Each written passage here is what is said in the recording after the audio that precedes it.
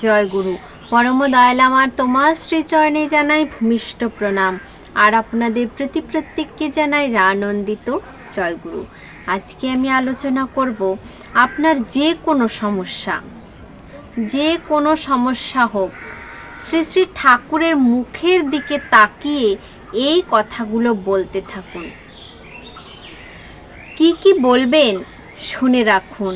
আচার্যদেব শেখালেন সেই কথা, যে কথা ঠাকুরের মুখের দিকে চেয়ে যদি আমরা বলি তাহলে কিন্তু আশ্চর্য রকমের ফল পাবেন, আশ্চর্য রকমের ঘটনাও ঘটতে পারে।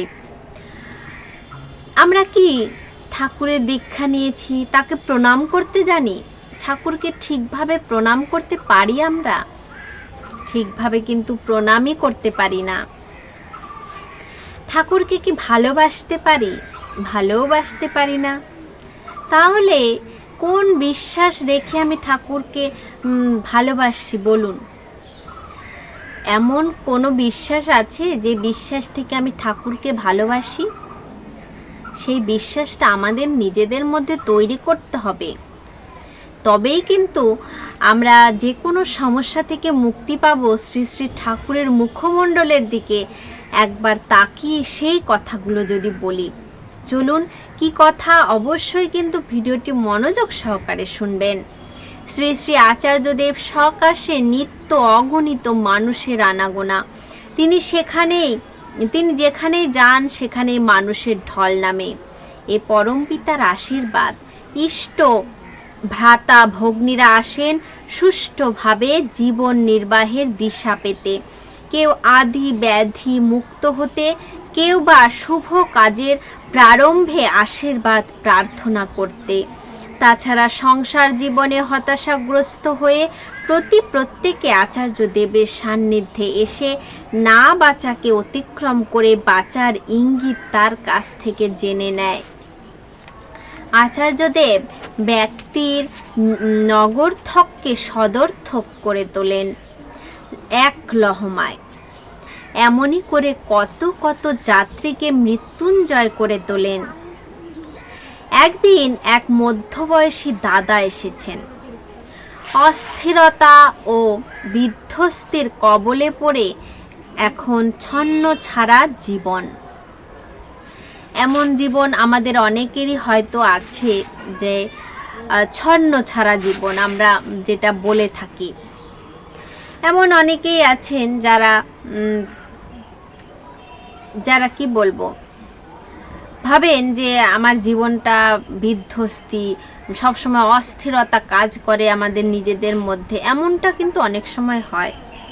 জানা গেল শিক্ষাগত যোগ্যতা নিয়ে চাকরিও করেছেন বেশ কয়েক বছর।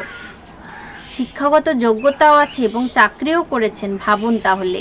নিবেদন করলেন, আর আমার বাঁচার ইচ্ছা নেই। নিবেদনটা শুনলেন, তিনি চাকরিও করেছেন, অথচ এখন আমরা ভাবি যে চাকরি যদি একটা পেতাম তাহলে আমাদের জীবনটা কতই না সুন্দর হতো। আর সেই ভদ্রলোকের চাকরিও ছিল, অথচ এখন তিনি নিবেদন করছেন তার বাঁচার ইচ্ছে নেই। নিশ্চয়ই কোনো কারণ আছে, এবং সেই কারণের সমাধান আচার্যদেব বলে দেবেন। শুনুন আচার্যদেব কি বললেন, শুনুন। বাঁচার ইচ্ছা নাই, কি স্থির করে ফেলেছেন? এটা যদি ফাইনাল স্টেটমেন্ট, চূড়ান্ত সিদ্ধান্ত হয়, তাহলে আর কিছু করার নেই। কি চান সেটা তো জানান। যদি বলেন আমার মারা যাবার ভাব আসছে, আমি বাঁচতে চাই, এটা একটা আলাদা ব্যাপার। আচার্যদেবের উত্তরে বাঁচার ইঙ্গিত খুঁজে পেলেন ওই দাদা। মুহূর্তে বললেন, আমি বাঁচতে চাই। আসলে তিনি বাঁচতে চান, কিন্তু পরিস্থিতিটা এমন যে তার বাঁচার ইচ্ছেটা নেই। শ্রী শ্রী আচার্যদেব বললেন, ঠাকুরের বিগ্রহের সামনে গিয়ে কাতরভাবে বলতে হবে। এই যে আমি বললাম যে কি বলতে হবে, ঠাকুরের মুখমণ্ডলের দিকে তাকিয়ে আমাদের কি কথাটা বলতে হবে, কেমন করে বলতে হবে, সেই কথাটা যেন আমাদের আবেগের সাথে থাকে, অনুভূতির সাথে থাকে। শ্রী শ্রী আচার্যদেব বলছেন ঠাকুরের বিগ্রহের সামনে গিয়ে কাতরভাবে বলতে হবে, আমি বাঁচতে চাই, আমি শুদ্ধিকরণ চাই। খুঁজে বের করতে হবে কোথা থেকে এই ভাবের উৎপত্তি হয়েছিল, আমার কৃতকর্মের কোথায় অন্যায্যতা ঢুকেছিল তা খুঁজে বের করতে হবে। হয়তো আমি সরকারি চাকরি করি, ঘুষ নিয়েছিলাম, তাতে আমার ভাব বিকৃত হয়েছে। সেখান থেকে উঠে আসতে হলে ঠাকুরের চরণে গিয়ে কাতরভাবে অন্যায্য কর্ম স্বীকার করে বলতে হবে, আমি বাঁচতে চাই, শুদ্ধিকরণ করতে চাই, তুমি যা ইচ্ছা করো তাই করব। আর তার বুদ্ধিতে তখন চলতে হবে। বেশ কিছু সময় পার হয়েছে, আচার্যদেব দাদাদের মায়েদের সমস্যাগুলি শুনে চলেছেন। প্রত্যেকেই যথাযথ উত্তর লাভ করেছেন।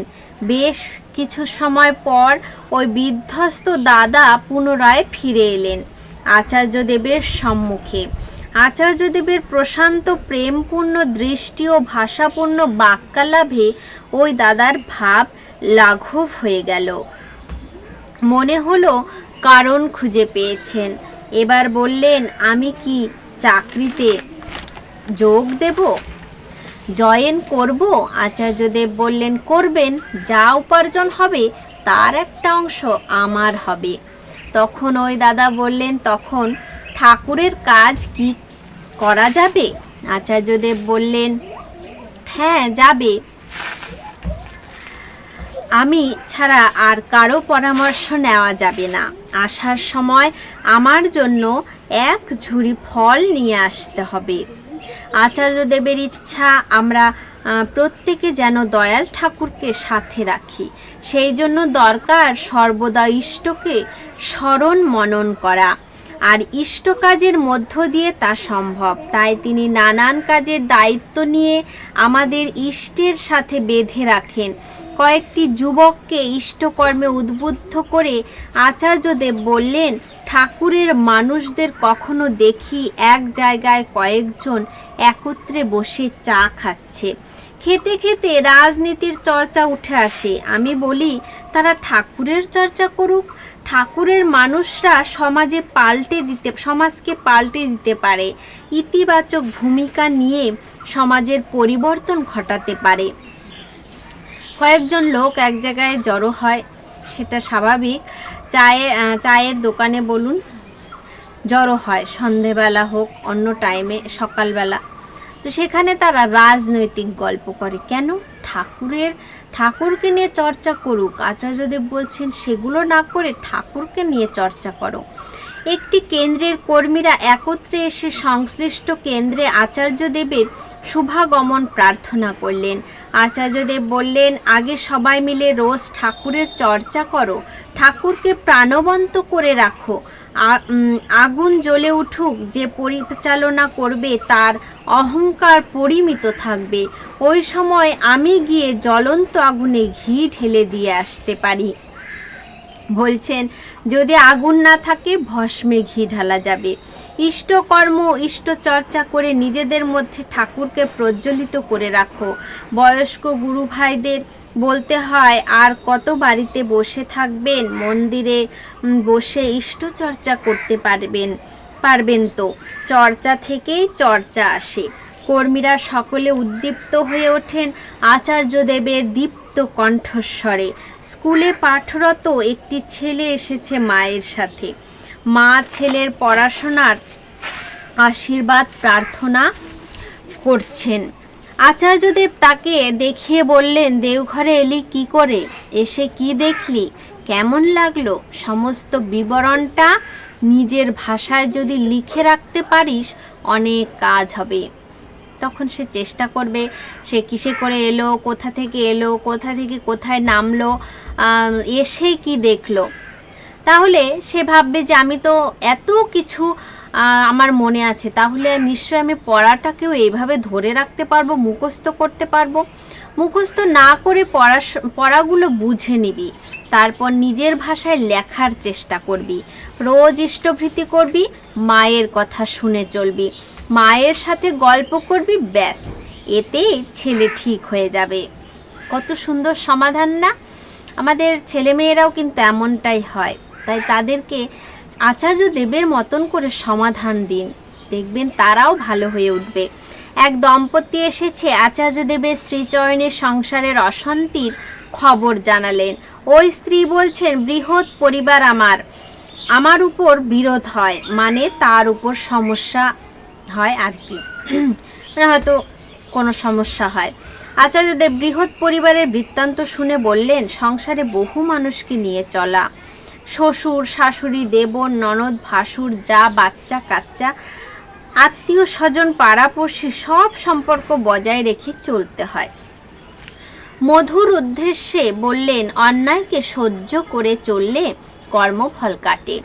আমার উপর অন্যায় হলেও আমি প্রতিক্রিয়া করব না, সহ্য করে যাব, কিন্তু কর্তব্য কর্মে স্থির থাকব।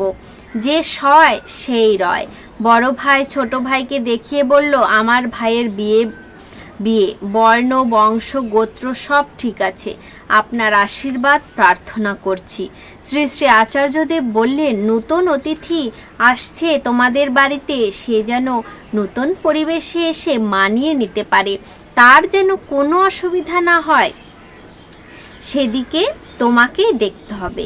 তাদের বাড়ির কালচার তোমাদের বাড়ির মতো নয়, তাই কথায় ব্যবহারে আচার আচরণে অসামঞ্জস্য মনে হতে পারে। কি সদৃশ কথা বললেও কোনো উত্তর দেবে না। তোমরা সহ্য করে গেলে কিছুদিনের মধ্যে তোমাদের কালচার ঠিক মানিয়ে নেবে। এমনই করে আচার্যদেব নিত্যদিন অসংখ্য মানুষের সমস্যার কথা শুনে যথার্থ উত্তরণের রাস্তাটি ধরিয়ে দেন। এমনই চলছে দিনের পর দিন। তাহলে বুঝতে পারলেন কি বললেন ঠাকুর?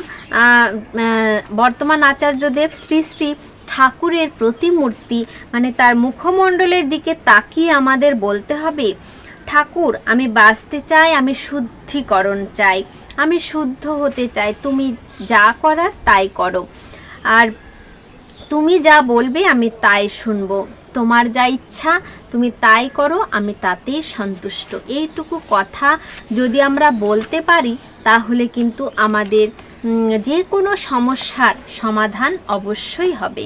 আজকে ভিডিওটি অনেক বড় হয়ে গেল, আর কিছু বলছি না। আপনারা ভালো থাকুন, সুস্থ থাকুন। জয় গুরু।